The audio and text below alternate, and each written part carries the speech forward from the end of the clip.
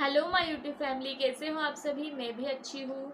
और मैं ना बहुत कोशिश करती हूँ फ्रेंड्स कि दिन में वीडियो बनाऊँ, पर पॉसिबल ही नहीं हो पाता है क्योंकि काम भी होते हैं घर के। और मेरे हस्बैंड घर पे होते हैं तो टीवी चलती है और कूलर की भी आवाज़ तेज आती है, इस वजह से मैं वीडियो नहीं बना पाती हूँ। और हमारा घर आपको पता ही है कि कितना छोटा सा है। चलो फिर फटाफट से स्टोरी को शुरुआत करती हूँ मैं, क्योंकि फिर आंशु भी आ जाएगा। बहुत लेट हो चुका है, शाम के 7:15 बज चुके हैं और दिया बत्ती मैंने कर ली है। आज मैं मेरे मम्मी पापा की स्टोरी आपको सुनाऊंगी। तो चलो, तो ना मेरी मम्मी और पापा की शादी, मेरी मम्मी पापा की शादी 1972 में हुई थी। मेरे मम्मी पापा नासिक को रहते थे। वहीं से उन्होंने अपनी लाइफ की शुरुआत की है। और हाँ, तो उसके बाद 90 में मेरा जन्म हुआ। पापा मम्मी हमसे ना हर चीज़ शेयर करते थे। जब भी हम छोटे भी थे ना, तब की बात भी मुझे याद आती है कि कितना प्यार से मेरी मम्मी पापा हमको बातें करते थे। हमको समझ भी, मैं 5-6 साल की थी ना, तब पूरी बात मुझे याद आती है अभी भी। बाद मेरी बहन का जन्म हुआ था 1992 में। तो क्या हुआ, मेरे पापा कैलेंडर बेचते थे, बॉम्बे से वो माल लाते थे। और कैलेंडर की शॉप थी मेरे पापा की, और जॉब करते थे। तो धीरे धीरे काम कम होने लग गया। पापा के भाई लोग जो है ना, वो औरंगाबाद को रहते थे, तो वो वहाँ पे उनको जाना पड़ा। और मेरी मम्मी ने ना बहुत स्ट्रगल किया है। मेरे पापा सब बातें बताते थे मुझे। और तब उस ज़माने में ना, और उस ज़माने में फ़ोन वगैरह नहीं हुआ करते थे, तो मेरी मम्मी ना टेलीग्राम लिखती थी मेरे पापा को। वो भी आज तक पढ़े हैं, और हो सका तो वो भी आपके साथ में मैं शेयर करूँगी। तो मेरे पापा है ना, महीने भर से आते थे घर पे, कभी 2 महीने भी हो जाते थे। वहाँ पे ही रहती थी मेरी मम्मी नासिक को, क्योंकि पास में ही मेरी मौसी का भी गांव था और मेरी मम्मी का भी पियर था ना, इस वजह। तो जब भी मेरे पापा आते थे ना हमको मिलने, तो हम लोग बहुत एंजॉय करते थे। जितने दिन मेरे पापा रहते थे ना, तो हमको रोज़ घुमाने ले जाते थे, मेरी मम्मी को, हमको। हम मैं नासिक का बताती हूँ कि हम कहाँ पे रहते थे। हम नासिक को पंचवटी में चौल में रहते थे। तो नासिक को पंचवटी में हम चौरे की चौल में रहते थे। वो नाम भी मुझे याद है अभी तक। तो नासिक में कुंभ का मेला भरता है। तो मेरे पापा आए हुए थे और हमारा अचानक, तो हम लोग ना मेले में गए थे। मैं अकेली मेरे पापा के साथ में थी।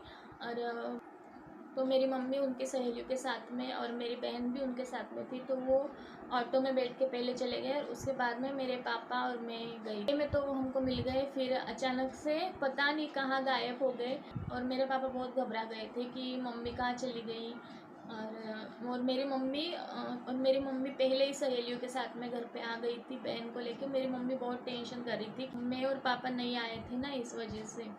तो मेरे पापा ने सोचा कि घर पे जाके देखते हैं। तो घर पे मेरी मम्मी बैठी थी, टेंशन में बैठी थी। उसके बाद इतना चिल्लाई मेरी मम्मी पापा के ऊपर कि ऐसे, मतलब एक जगह रुक नहीं सकते थे क्या, ऐसे।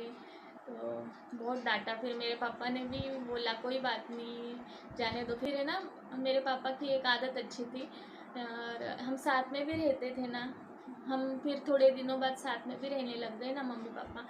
तो भी मेरे पापा है ना, हर चीज़ में मम्मी की हेल्प करते थे।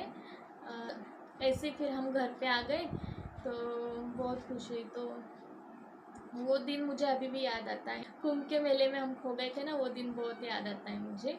और हाँ, तो एक दिन है ना, तो हमारा घर पता है कैसा था, एक ही रूम था हमारा, एक रूम का ही घर था हमारा, और उसी में पार्टीशन लगाया हुआ था बेड वगैरह रखने के लिए।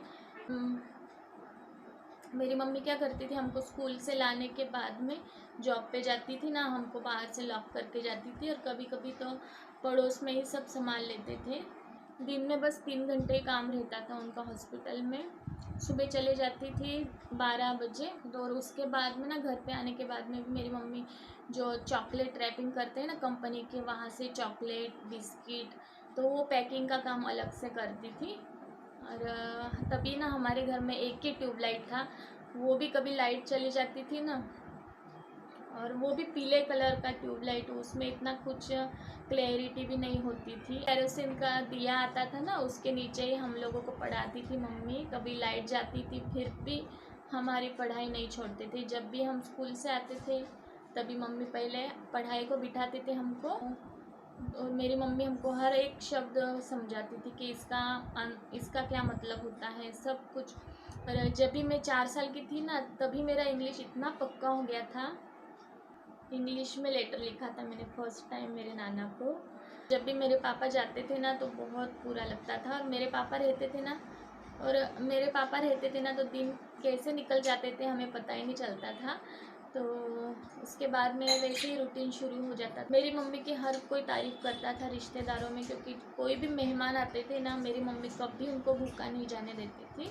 कुछ ना कुछ नाश्ता वगैरह तो बनाती थी, लेकिन कभी ऐसे खाली हाथ नहीं जाने देती। तो ऐसे कुछ साल निकल गए। उसके बाद 1997 में क्या हुआ था, आगे कैसी हमारी लाइफ हुई थी, वो मैं आपके साथ में कल शेयर करूँगी।